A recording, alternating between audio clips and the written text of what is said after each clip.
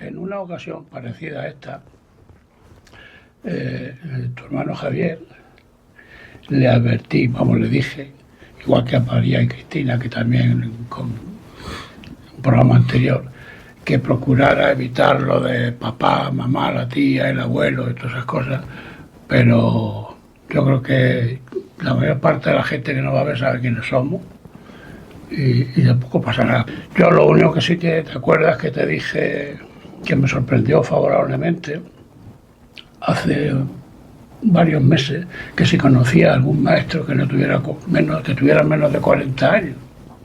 Y a mí tú me dijiste que si me servías tú. Y a mí me sorprendió, insisto, favorablemente, porque, oye, claro que me sirve. Y ya está, pero vamos, yo lo que quiero es tener a un profesional de la educación y hablar un poco de esto, del mundillo de... Hombre, maestros de menos de 40 años hay bastante. Lo que pasa es que encontrarte uno que esté trabajando... Hombre, yo creo que en cada colegio habrá alguno. Sí, claro que hay. Claro que hay. Lo que pasa es que, pues, cuesta entrar. Sí. Al final, los compañeros nuevos que vienen a los colegios, sí que te encuentras personas que tienen 27 años, 28 años, menos normalmente no. Pero... Es que no le da tiempo, pobre. Bueno, si te da tiempo, si terminas con 22 años, puedes opositar con 23 años, así que en principio con 23, 24 años deberías poder ver a la gente ya. Pero lo cierto es que solo te encuentras a gente joven si ha tenido suerte, porque como las oposiciones son... Me estás diciendo que tú tuviste suerte porque tú fuiste a acabar la carrera y no tardaste mucho tiempo en empezar a meter el... 5 años. 5 años, 27 años empecé yo. No. Sí, más o menos. 27 años. Pero ya, yo que sé, al poco tiempo ya empezaste por lo menos a hacer sustituciones y cosas de estas. Bueno, que me estás diciendo que eres de los más jóvenes del claustro de tu colegio. No, porque claro, de eso han pasado ya bastantes años. Sí me voy dando cuenta de que cada vez estoy más lejos de ser el más joven. Sí, bueno, eso es uno de los inconvenientes del tiempo. De todas formas, te aclaro que no tengo nada en contra de los maestros mayores. Además, me niego a pensar que el mundo es de cuarentón y treintañeros. Lo que pasa es que la batuta ahora os toca a vosotros llevarla. Está bien la experiencia, eso aporta, pero la innovación también aporta. Y hoy día, tal como están las cosas, no sabemos qué es lo que aporta más. Innovación no significa edad. Porque en la universidad te enseñan lengua y matemática, inglés y música y todas esas cosas, el magisterio, siempre a un nivel que nunca vas a dar. Yo le pregunté a un profesor de matemáticas que por qué tenía que saber yo la demostración del teorema de Tales, no el teorema de Tales, sino saber explicar por qué el teorema de Tales es cierto. Y me contestó que porque tenía que saber apreciar la belleza de las matemáticas. En el colegio, pues no vas a ver nunca ni la demostración, ni vas a enseñar la belleza de las matemáticas de esa manera, ni nada. Pero es un ejemplo de cómo está tremendamente distanciada la carrera de lo que se da en clase. Entonces, ¿qué pasa? Que los que vienen de 26, 27 años, o 28, o 29, no vienen de la carrera sabiendo qué es lo que tienen que hacer. Entonces, ¿qué hacen? Reproducen, la mayoría, lo que han hecho con ellos. Y esto pasa de siempre. Y así la educación se perpetúa. Pero claro, eso de una generación a otra tiene que haber subido cambios sustanciales, ¿no? Claro, porque hay ciertas personas que sí que de verdad están interesadas la innovación, bueno, es que se le llama innovación en educación, pero todo lo que son innovaciones educativas ya tienen 200, 300 años y al final es gente haciendo esas cosas. Que si María Montessori, que si Rousseau, que si Freinet, que esa gente sí se estudia en la carrera, y tú lees lo que decían esas personas, que pues eso, están muertas ya 200 años y las cosas que decían se ven como ultra progresistas hoy en día, y es porque realmente toda la investigación que hay en educación, si al final tú se la puedes decir a un maestro, pero si a ese maestro no le cala y después de terminar la carrera o lo equivalente, porque carrera de magisterio es desde los años 70, si no te ha calado y tú a lo que te limitas es a reproducir lo que han hecho contigo, no hay avance. Pero puede que sí haya ciertas personas que ese mensaje les cale, que estén interesados, que lo intenten aplicar, que intenten mezclar, que intenten aplicarle lo suyo, que si han escuchado esto de psicología y lo otro. Entonces de ahí salen las personas que proponen algún tipo de cambio, algún tipo de innovación, no siempre buena, pero que por lo menos hace que se remueva, que vaya avanzando un poco. Y estas personas que salen con 26 o 27 años, que le han enseñado la belleza de las matemáticas y todas esas cosas, pero que nunca le han enseñado cómo se enseña a leer un crío, cómo se tiene que hablar de un crío, que se tiene que hablar a un crío con respeto, que no son objetos, cuando una de esas personas, que solo tiene como referente lo que ha vivido, se encuentra un compañero que está haciendo las cosas distintas, son esos maestros jóvenes, normalmente, que también puede pasar con maestros de más edad, pero digamos que los maestros jóvenes son los que están más abiertos a entender que se pueden hacer las cosas de otra manera.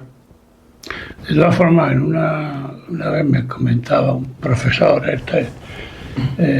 digo profesor porque era de secundaria, me comentaba que los chicos, en este caso los adolescentes, aprenden, a pesar de la ley de turno de educación, que supongo que será la que trae las innovaciones, los cambios y todas esas cosas, y también me comentaba un colega tuyo que los niños aprenden a pesar del maestro. Yo no sé hasta qué punto tú compartes esa idea o no.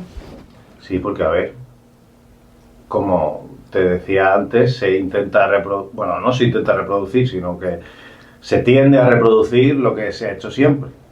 Y lo que se ha hecho siempre es enseñar por clase magistral a un grupo de críos ciertas cosas académicas que en un determinado momento decidieron ciertas personas y ya está. Al final, bueno, esto puede llegar a considerarse opinión, hay gente que lo dice, académicos que lo dicen con un poco más de rotundidad, pero a lo que se tendía con el sistema educativo, con la educación, con la enseñanza universal, es a que los críos se acostumbraran a tener una jornada escolar parecida a la jornada de trabajo, que se acostumbraran a obedecer unos criterios, unas normas del maestro, que en futuro sería el jefe que tuvieran en su fábrica o en el campo donde fuera, y al final, pues eso, la enseñanza estaba preparada para hacer trabajadores. Pero bueno, esa tendencia es siempre. No sé si hizo una ley de educación a nivel global, a nivel europeo, por lo menos una tendencia lo que pretendía era la educación adaptada a la empresa. O sea, que la gente fuera a la universidad a estudiar una carrera en función de la empresa. No sé hasta qué punto eso... A ver. Yo, de luego, era uno de los que estaban radicalmente en contra de esa idea, por muy europea que fuera, de luego. Pero vamos, no sé. A ver, es más práctica, realmente. Pero es que cuando hablamos de educación obligatoria, que es infantil, primaria y secundaria, en principio yo lo que entiendo es que no queremos formar a trabajadores, no deberíamos querer formar a trabajadores, sino a personas, y luego en el momento en el que tuviéramos personas educadas y civilizadas y que supieran no solo de matemáticas, sino a resolver conflictos y tal y cual, y a tomar sus propias decisiones, que en ese momento, cuando esa persona termina la educación obligatoria, decidiera por qué camino quiere ir. Pero la realidad es que siempre se ha intentado, pues eso, mantener un tipo de enseñanza que se pareciera a lo que va a tener en el ámbito laboral. Pero vamos a ver, lo que es evidente es que revoluciona. Tú llevas ya unos cuantos años, aunque eres joven, pero llevas ya bastantes años ejerciendo. ¿Tú eres capaz ya de distinguir algún cambio en el aula, en la escuela, en el colegio, cuando empezaste el primer año? Ahora, no sé, 6, 7, 8 años, los que sean. Normalmente no, o sea, en tan poco tiempo yo creo que no se pueden ver los cambios. Y los cambios, lo que decías de que si los maestros habían cambiado y tal, si los críos habían cambiado, si la educación, la enseñanza había cambiado, realmente lo que creo que tiene más influencia es la sociedad, las familias, los padres son los que más cambian. Al final es como echarme piedra a mi propio tejado. Ahora se dice que los críos de ahora, que están todo el día enganchados con internet, con las redes sociales y todo eso, y que, pues como se han dicho siempre, todas las generaciones anteriores han dicho que las generaciones de antes eran mejores. Pero la cosa es que esta generación sí que hay una especie de consenso entre todos los maestros y también a nivel de incluso de diagnósticos de críos que se diagnostican con TDAH, con trastorno de espectro autista, con dislexia, trastornos específicos del lenguaje, sí que hay más diagnósticos. Y en general no es que haya un brote de personas con TDAH, con hiperactividad o con autismo, sino que ahora se centran más esfuerzos en detectarlo y aparecen más. Pero yo no sé hasta qué punto las familias no influencian en algunos de esos trastornos. Otros son totalmente genéticos y no tienen nada que ver, pero ciertos trastornos yo creo que sí pueden estar condicionados por el ambiente, por la educación que se le da a los críos. Y cuando los padres enganchan a los críos con el móvil, desde que tienen 1 año o 2 años, porque ellos mismos, mi generación... Has dicho 1 año o 2 años. 1 año o 2 años, perfectamente. Me digas que hay críos con 1 año y 2 años con un móvil. ¿Y por qué si quiere qué hace un crío? Mi generación es la nativa digital, la que ha nacido con el internet, con las pantallicas, con los móviles, con el Messenger, con WhatsApp, con todas esas cosas. Entonces, nosotros lo tenemos súper integrado. Y vemos de manera natural, bueno, lo estoy diciendo a nivel de generación, yo no. Vemos de manera natural que si a mí me va bien cogerme una pantallica, ¿por qué no le voy a dar una pantallica a mi crío? Y además es que la respuesta es instantánea, es mágica. Tú le dejas al crío de 2 años el móvil y se acaba... Y deja de darte la lata. Claro, pero igual que mi generación es más impaciente, no soporta el aburrimiento, yo mismo no soporto el aburrimiento y es algo que no me gusta, lo considero una debilidad. Pues como mi generación no tiene esa paciencia, no tiene esa fortaleza para decir, si el crío está llorando, vamos a centrarnos en prestarle atención al crío y no ponerle el aparatico, pues al final le terminas poniendo el aparatico. Vamos a quitarle el dolor en vez de darle un analgésico, que sería... Básicamente, pero tanto a él como, tanto al hijo como al padre. Tú seguramente has visto más de una vez, porque eso está en las redes toda la vida, una imagen, una viñeta, 2 viñetas, una fechada del año, no sé si 1965, en el que estaba el maestro, el niño, el crío del colegio y los papás. Y el texto del papá al niño era: ¿qué notas son estas? Sí. Y luego con la otra foto al lado, la misma imagen parecida en el año 2000 o 95 o 2010. Y entonces, ¿el qué notas son estas del papá al maestro? Eso, bueno, ya sé que eso es una exageración, pero ¿hay algo de verdad en esa viñeta? Sí, hay verdad en esa viñeta. Esas viñetas podrían coexistir perfectamente hoy, las dos, pero sí que es cierto que antes no se daba la situación de unos padres recriminándoles nada a unos maestros. Bueno, en el caso de España especialmente, supongo. Sí, pero bueno, también digo que hay ocasiones en las que sí se le puede recriminar a un maestro, no algo sobre las notas, pero sí algo sobre la educación. Porque, como te decía antes, hay muchos maestros que reproducen y siguen haciendo lo que se ha hecho toda la vida y se están quedando en cierto sentido desfasados, pero con razón. Porque no entienden que, por ejemplo, un niño de 7 años no puede aguantar una explicación de 35 minutos. Que tienen que jugar, que tienen que manipular, que tienen que hacer. Y ven ese tipo de maestros, lo mismo ve un crío hablando con su compañero de no sé qué y riéndose, algo que es natural en un niño de esa edad, como una ofensa, como una falta de respeto, como un lo que sea, cuando la ofensa a la naturaleza es pretender que un crío que no está preparado para atender durante 35 minutos, atienda durante 35 minutos.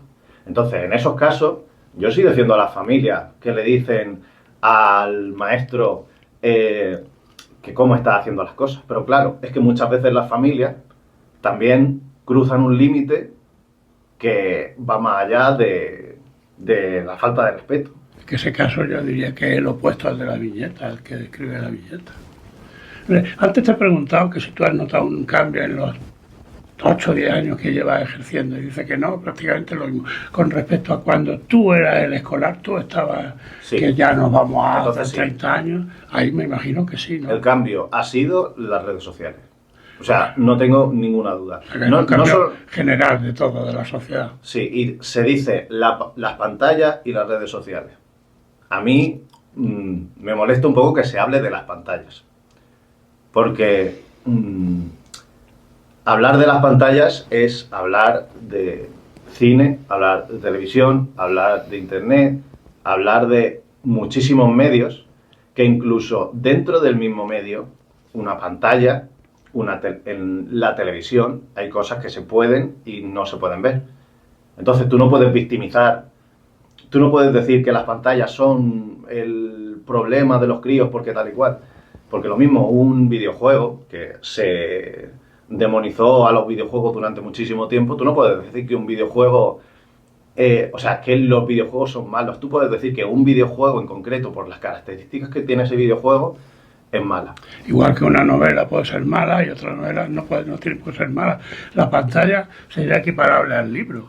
Claro. Los libros tienen un contenedor de cosas, de todo tipo de cosas. La pantalla supongo también es un instrumento. Y un instrumento muy fuerte, porque al final es lo que más fuerte entra, porque a los niños especialmente lo que les interesa es la imagen y el sonido, que es lo que te ofrece el medio audiovisual. Entonces tú sí puedes utilizar eso y de una manera muy eficiente. Sí que lo tienes que regular. No puedes abandonarte a las pantallas y que todo lo hagan las pantallas, porque es mucho más importante lo que es la realidad, la manipulación y demás. Pero con respecto al tema de las redes sociales, yo sí podría decir, bueno, y no solo yo, es que en esto hay consenso. Muchas veces se dice, hay estudios que dicen que bla, bla, bla. Un estudio puede estar pagado por una persona que tiene intereses, un estudio puede estar mal hecho, ese estudio puede ser de un estudiante de la universidad de no sé dónde que realmente no sabe de lo que está hablando, pero cuando se dice que hay consenso, es porque hay muchos estudios, es porque hay una comunidad científica que después de verlo durante mucho tiempo y de analizarlo y de ver si ese estudio está mal hecho o no, llegan a una conclusión. Igual que se puede decir que hay consenso sobre algo como el cambio climático, que tiene un efecto antrópico, o sea, que las personas somos causantes del mayor cambio climático que ha habido en la historia de la Tierra, también se puede decir que hay consenso de que las redes sociales son perjudiciales para los críos. Las redes sociales lo que te aportan es inmediatez, estímulos súper cortos, súper intensos, te dan un escudo contra todas las personas, que te permite atacarlas o ser atacado por esas personas con total impunidad, que bueno, el caso del ciberbullying se podría hablar durante muchas horas sobre eso, y que es muy difícil de controlar, porque al final cuando tú al crío le das el móvil, lo mismo tú le puedes poner un control parental o lo que sea, pero al final siempre... Pues a la ley echar la trampa. Sí, pueden llegar a tener el medio de conectarse a esas redes y bueno, yo sí he visto en mi trabajo casos de acoso, casos de te mando audios metiéndome contigo y tal y cual, que al final eso se descubre porque la persona a quien le han mandado el audio, los audios estos bombas que tú se lo mandas y luego lo escuchas y luego ya no se puede volver a reproducir, las fotos que mandas y se borran y ya no puedo volver a enseñar, pues lo mismo, un alumno avispado, esa foto que no se puede volver a abrir, le hace una foto a lo que es el móvil y ya puede demostrar que se están metiendo con él. De todas formas, David, yo siempre he pensado que esto de las redes sociales es una novedad. Sigue siendo una novedad muy fuerte, seguramente será más duradera que otra.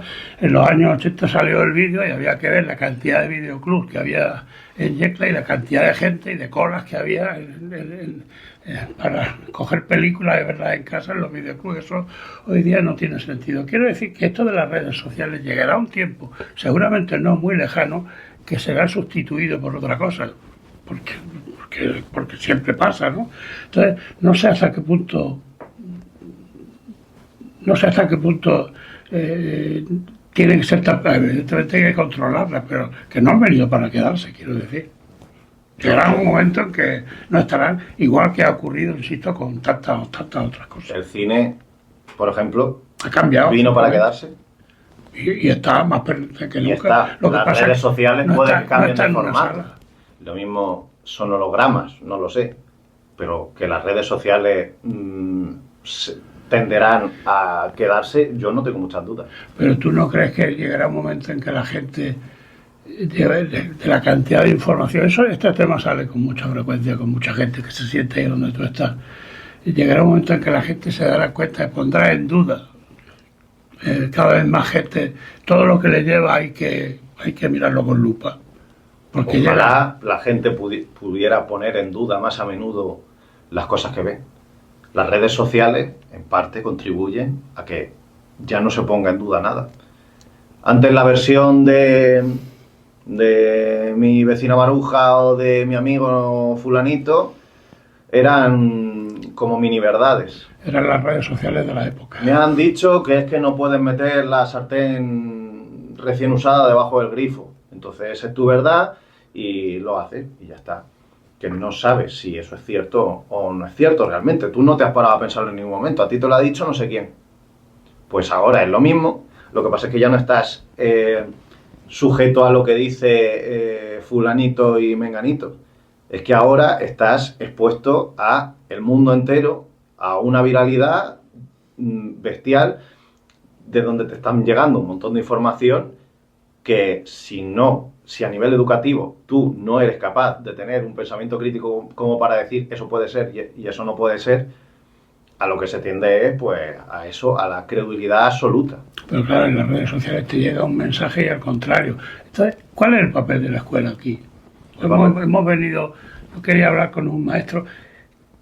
¿Qué tenéis que hacer vosotros? Yo me estoy imaginando que aparte de lengua, literatura, matemáticas, sumar, restar y todas esas cosas, todo este tipo de cosas lo tratáis en la escuela y no solamente en la escuela, sino en el claustro de profesores. ¿Cuál es el papel de la escuela aquí? ¿A qué nivel tecnológico, en qué nivel tecnológico está la escuela en estos momentos? Nivel tecnológico. Sí, de tecnología, si esto de los móviles, es verdad que se le prohíbe entrar con móviles a las escuelas o lo utiliza como una herramienta más, porque seguramente a lo mejor no era mala idea enseñarle a utilizar ese instrumento como herramienta. Bueno, no sé. Sí, de hecho en el currículum es obligatorio enseñar a usar esas herramientas. También es cierto que si no tienes la propia herramienta, si no tienes una tablet para cada crío y tienes que compartir las tablets que hay en el colegio con todas las aulas del colegio, y dentro de cada aula los críos lo tienen que compartir con algunos compañeros porque no hay tantas tablets, pues al final, aunque por currículum, por ley, se tenga que enseñar a utilizar los dispositivos, no llegas, no es suficiente. Además, es que una persona aprende a usar la tablet en su casa. Lo cierto es que cuando tienes una tablet y puedes estar trasteando y que tener un problema y tener que pedirle ayuda a tu madre para que te lo solucione, o a tu padre, o esto se me ha estropeado, o mira lo que he descubierto que se puede hacer aquí, o mira lo que he visto en este vídeo, eso es el aprendizaje de verdad, el aprendizaje por descubrimiento. ¿Cuál es el papel de la escuela? Para mí, el papel de la escuela es que los críos estén bien, sean felices en general, y que tengan curiosidad. Con eso ya te puedes dar con un canto en los dientes. Es muy difícil lo segundo, lo de que tengan curiosidad, pero también se debería insistir, y yo creo que actualmente sí se insiste bastante, en el tema de las relaciones, en el tema de los conflictos, en el tema de saber que este problema se puede resolver de esta manera y no de esta otra, que no hay por qué llegar a las manos, y en ese sentido yo creo que sí ha habido un avance. Digamos que a nivel académico, los niños de hoy en día sí que saben menos de lo que sabían generaciones anteriores. Pero es que generaciones anteriores nunca le había llegado la información desde el colegio de que, no sé, que lo mismo no hay que tratar a los gatos que ves por la calle a pedradas, o no se le había informado sobre temas de racismo, o sobre temas de machismo, o sobre temas de igualdad de género, o de identidad sexual, y todas esas cosas que son mucho más transversales y que no hay una asignatura sobre el racismo, pero que al final se terminan hablando en todas las asignaturas y en los momentos puntuales en los que surgen las situaciones en las que se tienen que hablar.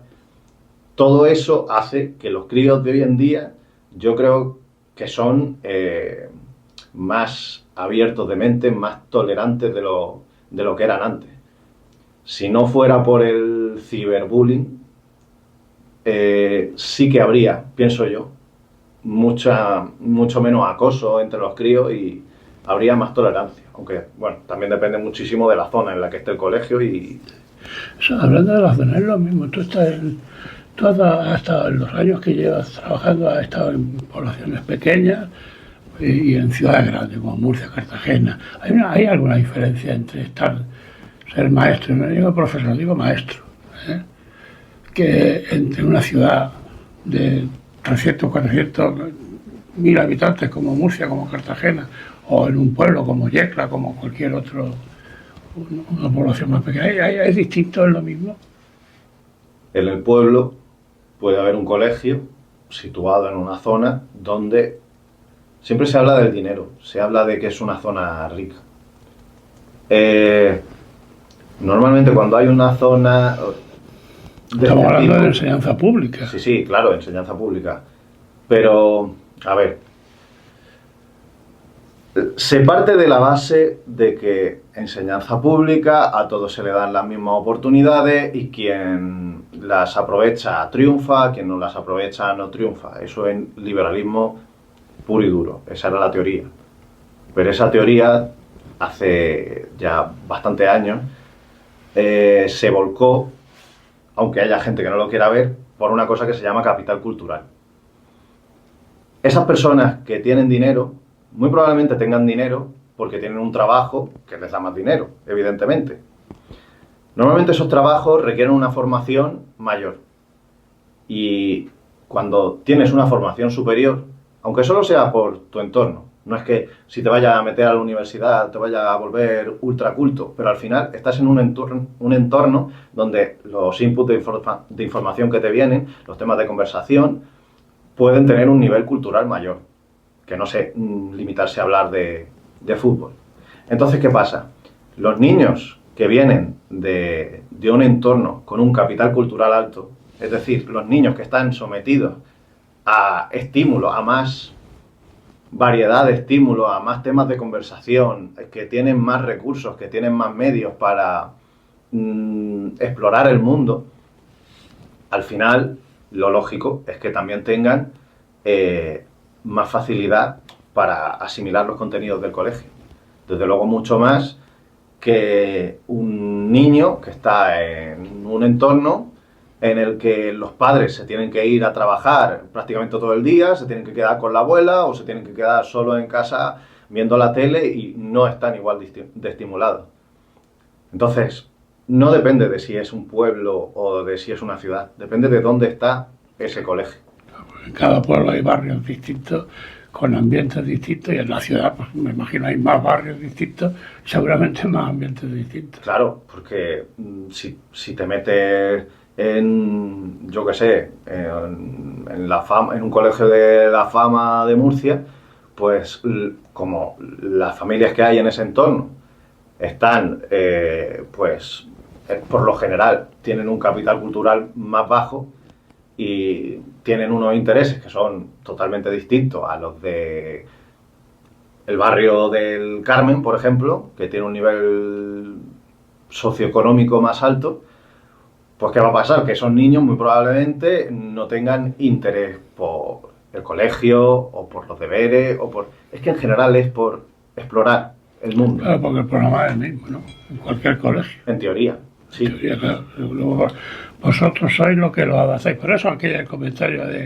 que te decía antes, de que a pesar de los maestros los niños aprenden, o a pesar del sistema del... Claro, pero es que se enseña en unas condiciones que son antinaturales. Porque un niño necesita una atención casi personalizada. Casi. Tendría que haber un maestro y luego 4 o 5 alumnos, lo suficientes alumnos como para que entre ellos puedan trabajar y coordinarse y tener conflictos y solucionarlos, pero también lo suficientes como para que si uno de ellos tiene una inquietud, tú puedas dar respuesta a esa inquietud. Cuando tienes 20 y pico alumnos dentro de un aula, que bueno, las ratios también han bajado, no puedes responder a esas inquietudes. Entonces esas dudas se quedan en el aire, desaparecen y ese interés, esa curiosidad por explorar el mundo se va diluyendo y al final llega un momento en el que las personas que de verdad te atienden, que son tus amigos, sustituyen esos intereses. Pero claro, y es que, bueno, yo evidentemente, seguramente más despacio de la cuenta, pero evidentemente ahí hay un avance. Yo recuerdo perfectamente en un aula, yo de niño, pero niños de 6 años y niños de 14 con el mismo maestro, que pobre maestro, ¿eh? Claro, también había muchísimos menos maestros. Y 80, claro, había 4 maestros en el pueblo. Y 80, pobre maestro, ese maestro había que poner en una calle. De hecho, uno de los problemas que va a haber... Bueno, en la generación anterior no había ni maestro. Había un vecino un poco espabilado que se encargaba de enseñar a la gente a leer y escribir. Pues ahora lo que se tiende a todo lo contrario. Porque al final tenemos una pirámide de población totalmente invertida, cada vez hay menos niños. ¿Y qué pasa? Que esos niños van creciendo y no sé si seguirá siendo, para cuando yo estudiaba, educación primaria la segunda carrera más elegida. Entonces, cada vez hay menos niños, esos niños van creciendo, eligen una carrera algunos de ellos, muchos de ellos eligen magisterio, educación primaria o infantil. Y claro, lo que hay ahora mismo es un taponamiento en las oposiciones bestial, muy difícil de gestionar. Hay un montón de personas que están preparadas para empezar a enseñar y no pueden empezar a enseñar porque es que no caben más personas en la bolsa. Y no solo eso, sino que al haber año tras año unos cuantos niños menos, cada vez van a hacer falta menos maestros. Pero es la tendencia contraria. Acabas de decir que lo ideal sería 5 o 6 niños en un aula. Ahora, evidentemente, eso es inviable por razones económicas. Imagínate los liberales, estos a tope, lo que pensarían. ¿Qué cantidad de impuestos habría que pagar para mantener un servicio público de esas características? Y esa, sin duda, es la tendencia. Pero lo que no puede ser es que se reduzcan los niños y se reduzcan los maestros, porque entonces estamos tirando de la cuerda para el otro lado. Hombre, yo creo que si un político o gobernante tiene que poner en la balanza si sigue invirtiendo la misma cantidad de dinero que invertía antes cuando ya no es necesario o para ahorrarse dinero, sobre todo cuando hay que dedicarle cada vez más dinero a las pensiones, porque cada vez hay más gente adulta, a la sanidad, porque cada vez, como hay más gente adulta, hay más enfermedades, hay más problemáticas, pues al final lo que va a haber, entiendo, es un traspase de la educación a la sanidad en el mejor de los casos. Pero lo que no va a pasar nunca, pienso yo, ojalá pasara, es que tengamos los maestros una ratio de 5 alumnos por maestro. Por lo menos los maestros que hace poco que empezaste no lo vaya a ver eso. No. Seguramente algún día llegue, pero luego hay que ver la tecnología, lo que nos hace. Lo mismo cambian a los maestros por cibermaestros, yo qué sé, Sí. yo cualquier cosa te la puedes esperar. Eso se ha dicho muchas veces. Cuando yo hacía bachillerato, había gente que se iba. Yo, la gente que conozco que se fue a magisterio, lo hacía por vocación. Y yo me he relacionado toda la vida con este gremio, y son gente que se lleva trabajo a casa porque le da la gana, o sea, porque por puro profesionalidad. Y en vez de decir termino a las 5, que se terminaba antes, y hasta mañana, ¿me entiendes? Pero la creencia que había es que el magisterio era la carrera fácil. Entonces era una carrera de 3 años. Incluso yo recuerdo cuando era cuarto de bachillerato y ya te ponía acá la gente. Yo conozco gente que terminó COU al mismo tiempo que magisterio, para que nos entendamos. ¿Cuál es la situación ahora? ¿Los maestros ahora mismo son vocacionales o son porque, bueno, a las 5 de la tarde? No, ahora no, a las 3 de la tarde estoy en mi casa todos los días, y eso también se valora. ¿Cuál es la situación entre tus compañeros, entre tú mismo? Yo empecé a estudiar magisterio hace 15 años, así que pueden haber cambiado las cosas. Cuando yo empecé a estudiar magisterio, la situación era, en magisterio la nota de corte es baja y magisterio es fácil. O sea, a la persona a la que le resulte difícil hacer el grado en educación primaria, está abocada a no trabajar de maestro. Porque lo difícil para ser maestro no es la universidad. Lo difícil son las oposiciones. Y es un filtro que no pasa un porcentaje enorme de los que estudian. Pero porque el nivel es muy alto, porque hay mucha gente. Un poco de las dos cosas. El nivel es artificialmente alto en oposiciones. Es tremendamente subjetivo, porque todo es puro desarrollo. Y aparte también es una cuestión matemática. Tú, si tienes, imagínate 100 personas en un tribunal y tienes que valorar a cada uno de ellos durante 1 hora y cuarto en la segunda fase de la oposición. La primera fase de la oposición es un caso práctico y un tema que tienes que escribir. Temas totalmente desactualizados, por cierto, ya tienen 35 años esos temas. Si tú tienes que dedicarle a cada uno de los que pasa 1 hora y cuarto en hacerle esa segunda fase, y a ti te dejan 1 semana para hacer esa segunda fase, y en esa semana puedes ver un máximo de 8 alumnos, o sea, 8 opositores, porque no existe más tiempo físico, claro, tú no puedes estar trabajando 14 horas un día. Pues al final, ¿cuál es la conclusión a la que llega el opositor? O sea, el tribunal de oposiciones. Tengo que apretar, tengo que suspender a gente en la primera fase. Tengo que subir el nivel de exigencia hasta unos niveles totalmente innecesarios para que se me queden por el camino personas y en la segunda fase pueda terminar a tiempo. Porque imagínate que las 90 personas lo hacen muy bien y tú consideras que están perfectamente preparadas, que no sé cómo se puede medir eso conforme están las oposiciones ahora mismo con el tema y el caso práctico, eso no se puede comprobar. Pero bueno, pasan 90 personas y entonces ¿qué hacemos? Es que tienes 1 semana y la consejería no te da más tiempo para corregir. Ya la tengo, pero me reafirmo, es que las oposiciones en general, pero el magisterio en particular, son un paripé que tienen que hacer las administraciones, pues para hacer de alguna forma una selección. Seguramente un bombo así de A ver, Del Vinco sería parecido. No, tanto no, tanto no. pero por ahí andan los tiros. Hay muchos países en los que no hay oposiciones. Y lo normal sería eso. Si tú quieres solucionar la ratio de los alumnos, quieres solucionar el tema de los maestros que son incapaces de conseguir trabajar, pues crea un puesto intermedio. Crea un puesto de profesorado que sea dependiente como un maestro adjunto. Crea un puesto que sea para los estudiantes que acaban de salir de la carrera y que se tiren 4 o 5 años aprendiendo en el colegio. Y que tengas 2 maestros en la clase. O sea, me estás diciendo que soluciones hay. Sí, pero claro, todas las soluciones pasan por el dinero.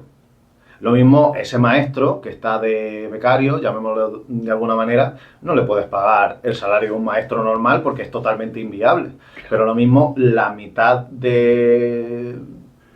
la mitad o 3/4 partes de ese salario es suficiente. Seguramente ese becario al que tú te refieres lo agradecería enormemente encontrarse en esa situación, ¿no? Hombre, desde luego. Porque, lógicamente, cuando empezara a ejercer al 100%, tendría una base que ahora mismo no tiene. Yo, además de un maestro, me ha dicho que cuando ha entrado la primera vez a un colegio, de primero, segundo, tercero, cuarto, el nivel que sea, no tenía ni idea si los niños sabían leer, si sabían sumar, si sabían álgebra o si sabían ecuaciones de primer grado, o si sabían la lista de los Reyes Godos. Que, por cierto, la lista de los Reyes Godos está en internet, no es verdad, aprendérsela como hacíamos en mis tiempos mozos, así de memoria, tiqui, tiqui, tiqui. Ahora no se aprende nunca, ni en bachiller. Te lo dice. Bueno, pues eso no deja. Hay una cosa que se comenta con frecuencia y cada vez más, que hace unos años se dejó la jornada partida en el colegio, no sé si al mismo tiempo que en la enseñanza secundaria también, no lo recuerdo, y ahora se habla de recuperarla, no sé si se habla de forma más seria o no, de recuperar la jornada de partida. ¿Cómo se ve? Porque se alega a que los niños por la tarde están como sonámbulos, que los niños a las 12 de la mañana ya no dan más de sí, se alega a una serie de cosas que yo no las cuestiono porque yo no tengo documentación. ¿Cómo se ve eso desde la profesión? Sí que es cierto, como te decía antes, los críos tienen una capacidad limitada de atención, se desgastan y empiezan a funcionar muchísimo menos. Después del recreo en mi colegio, que termina a las 12, las asignaturas que van después, todos nosotros somos conscientes de que hay cosas que ya no podemos hacer en ese tiempo. Si tú tienes matemática a última hora, sabes que no puedes coger un libro y ponerte a hacer ejercicio, tal. Puedes intentar hacerlo. Puedes ser un maestro muy directivo y obligarle a los niños a que estén en silencio y todo eso, pero volvemos a esa antinaturalidad de la que hablábamos antes. Yo lo que hago personalmente es, siendo consciente de que no pueden llevar ese ritmo, pues tienes que cambiar las matemáticas.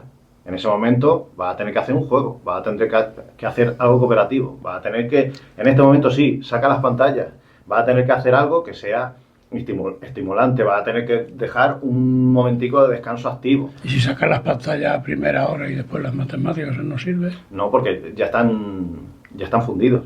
Y bueno, con las pantallas también se funde. Los niños se funden con cualquier cosa. Con cualquier cosa. Hagan lo que hagan, a lo largo de la mañana van a ir perdiendo fuelle. Entonces, ¿tiene sentido la jornada partida? Pues podría ser. Pero también es cierto que a nivel de conciliación es tremendamente difícil. Antes yo entiendo que fuera más sencillo poner una jornada partida, porque siempre había algún miembro de la familia, aunque no fuera el padre o la madre, aunque fuera el abuelo o la abuela o el tío o quien fuera, que fuera y recogiera al crío a las 12:30 y se lo llevara a casa y le hiciera la comida y tal. Pero hoy día, tener que ir a las 12:30 a recoger a tu hijo cuando el padre trabaja y la madre trabaja, puede ser terrible. Y no solo eso, es que a nivel de derechos de los trabajadores, de derechos de los maestros, hay maestros que se tienen que desplazar todos los días 1 hora en coche. Entonces, decirle, no, vas a parar a las 12:30 y luego lo vas a retomar a las 3:30 hasta las 5, es artificialmente aumentarle la jornada laboral otras 3 horas. Claro. Entonces, tampoco es justo. Complicado. Luego, seguramente, si la sociedad, la tendencia de la sociedad fuera esa, digo de la sociedad del mundo laboral. O sea, en Yecla ya hay empresas que empiezan a las 6 de la mañana y terminan a las 3 de la tarde, más de una. Pero no es la tendencia, o sea, no es que digamos que eso se generalice. Si dijéramos, dedicamos la mañana al trabajo, a la formación, dedicamos la noche al descanso como siempre y dedicamos la tarde a nuestra vida personal, pues a lo mejor, pero claro, la realidad no es esa y todavía creo que falta mucho tiempo para que sea esa, ¿no? O sea, si la gente no trabajara por las tardes, pues a lo mejor tendría más sentido que los niños, a pesar de lo que supone estar a las 11, a las 12 o a la 1 estudiando matemáticas, no fueran por la tarde, porque sus padres incluso podían estar con ellos. La cosa es que a nivel de derechos laborales, no de los maestros, sino de cualquier trabajo, es bastante difícil conseguirlo, ganarlo, pero lo que es muchísimo más difícil es quitarlos. O sea, los maestros hoy día, 95%, me invento el porcentaje, evidentemente, no aceptarían una jornada partida.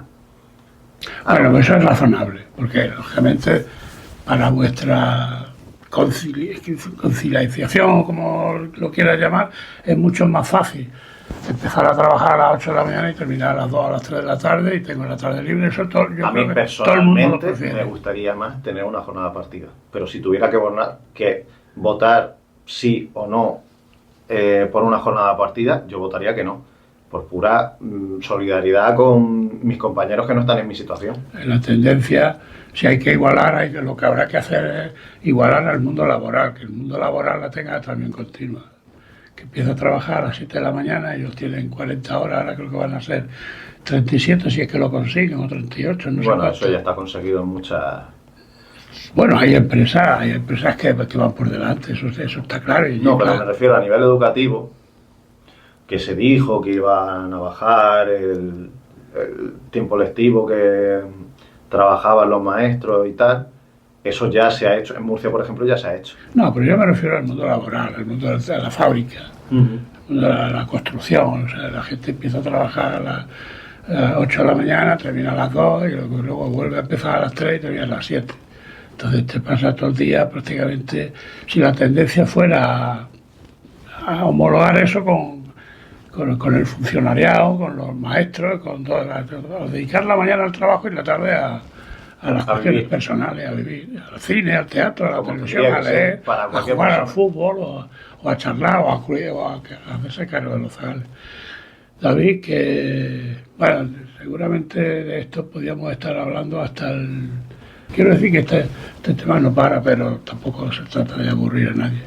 Gracias por haberte atrevido a someterte a este experimento. Bueno, yo... Siempre he dicho que el oficio de maestro es el más importante del mundo, y lo digo con rotundidad, de maestro. No es lo mismo maestro que profesor. Profesor es más, aunque parece que está mejor visto, pero es otra historia. Digo maestro. Donde hay un buen maestro, hay un buen médico, hay un buen ingeniero, hay un buen mecánico, hay un buen albañil, y sobre todo hay una buena persona.